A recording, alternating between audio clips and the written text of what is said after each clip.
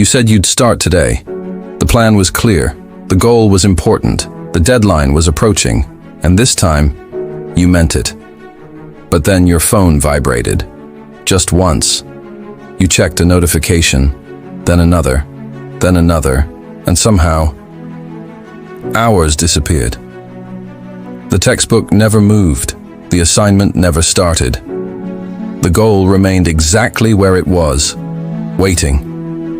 We've all been there, staring directly at something we know we should do, while doing everything except that thing. And perhaps the most frustrating part is this. You know exactly what needs to be done. You know why it matters. You know what will happen if you don't do it. Yet you still don't start. Why? Why do intelligent people procrastinate? Why do ambitious people delay their dreams? Why does the human brain resist the very actions that could improve its life? To answer that question, we need to explore one of the most misunderstood behaviors in psychology.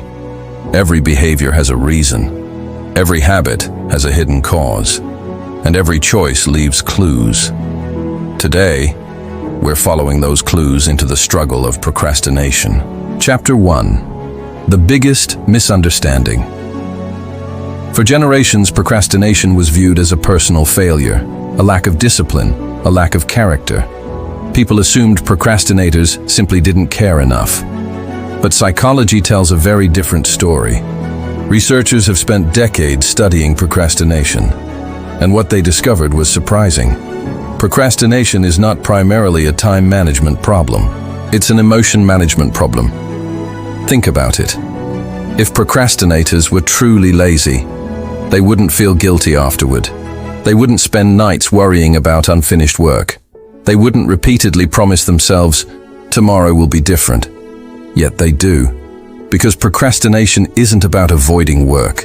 It's about avoiding the emotions associated with that work. Stress, uncertainty, pressure, fear, overwhelm. These emotions create discomfort, and your brain naturally wants relief. The moment discomfort appears, your brain begins searching for an escape, and in today's world, escapes are everywhere. Chapter 2. An ancient brain in a modern world. To understand procrastination, we must travel back thousands of years. Our ancestors lived in a world where survival depended on immediate action. Danger was everywhere. Predators, storms, hunger. In that environment, thinking about long-term goals wasn't always useful. Surviving today was what mattered most. As a result, the human brain evolved to prioritize immediate rewards and immediate threats. Modern life requires us to think long-term. Study now, benefit later. Exercise now, benefit later. Save money now, benefit later. But your brain still prefers rewards that happen immediately. And that's where the conflict begins. Because your goals live in the future, but your brain lives in the present. Chapter 3. The dopamine trap. Imagine two choices. Option 1, study for an exam. The reward comes weeks later. Option 2, watch a funny video. The reward comes immediately. Your brain notices the difference very quickly. Why? Because of dopamine. Dopamine is the anticipation chemical. It drives wanting, seeking, curiosity. Every notification, every message, every short video, every endless scroll triggers small dopamine responses. Modern technology has become exceptionally good at exploiting this system. Apps are designed to keep you engaged. Algorithms learn what captures your interest, and gradually, your brain begins preferring instant rewards over delayed rewards, not because you're weak, but because your brain is responding as designed. Chapter 4. What we see on the surface. At first glance, procrastination looks like laziness, but psychology teaches us something important. What we see on the surface is rarely the whole story. Beneath procrastination, we find fear. Chapter 5. The fear hidden beneath. Fear of failure, fear of judgment, fear of rejection, fear of not being good enough. Imagine you're about to start an important project. The moment you begin, your abilities become visible. Your work can be evaluated. And for many people, that possibility feels threatening. So the brain creates an alternative. Delay, not forever, just a little longer, tomorrow. Fear is skilled at disguising itself, sometimes as perfectionism, sometimes as waiting for motivation. But underneath, it's still fear.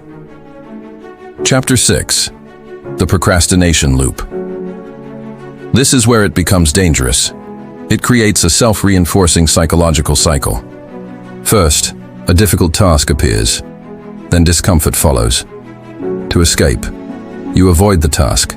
Immediately, you feel relief. And that's the problem, because the brain learns from rewards, and relief is a reward. The brain begins associating avoidance with comfort, but the task remains. The deadline moves closer. Stress increases. The cycle continues, until what started as a small task feels overwhelming. Chapter 7. Breaking the cycle. Many people believe the answer is motivation, but action often comes before motivation. Instead of studying for 3 hours, study for 5 minutes. Instead of writing an entire essay, write 1 paragraph. Small actions build momentum, and momentum is powerful, because once movement begins, continuing becomes easier. The goal is not perfection. The goal is progress. 1 step, then another, until the impossible begins to feel manageable. Ending. Procrastination isn't a sign of laziness. It's the result of an ancient brain trying to navigate a modern world. Every unfinished goal, every delayed dream, begins with the same choice: to wait or to begin. Understanding the mind is the first step toward changing it. See the mind, see the truth.